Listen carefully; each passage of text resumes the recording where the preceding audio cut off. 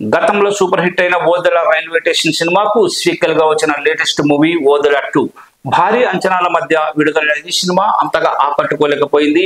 Milky beauty Tamannaah చాలా రోజుల తర్వాత ప్రధాన పాత్రలో నటించిన తెలుగు సినిమా ఇది. విడుదలకు ముందే టీజర్ ట్రైలర్ తో మంచి క్యూరియాసిటీ కలిగించిన ఈ సినిమా థియేటర్లో మాత్రం మెప్పించలేకపోయింది. డైరెక్టర్ సంపత్ నంది కథ అందించగా డైరెక్టర్ అశోక్ తేజ దర్శకత్వం అయితే వహించారు. ఏప్రిల్ 17న థియేటర్లలో విడుదలైన ఈ మూవీ కేవలం 3 వారాల్లోనే ఓటీటీలోకి వచ్చేసింది. ప్రస్తుతం ఈ సినిమా డిజిటల్ ప్లాట్ఫామ్ పై స్ట్రీమింగ్ అవుతోంది. ప్రస్తుతం ఈ సినిమా అమెజాన్ ప్రైమ్ వీడియోలో మే 8 అర్ధరాత్రి నుంచి తెలుగుతో పాటు తమిళం, మలయాళం, కన్నడ, హిందీ భాషల్లో అందుబాటులోకి వచ్చేసింది. చాలా రోజుల తర్వాత ఈ చిత్రంలో తమన్నా ప్రధాన పాత్ర పోషించింది. భారీ అంచనాల మధ్య వచ్చిన ఈ సినిమా బడ్జెట్ లో సగం కూడా వసూలు చేయలేకపోయింది. కేవలం 20 రోజుల్లోనే ఓటీటీలోకి వచ్చేసింది.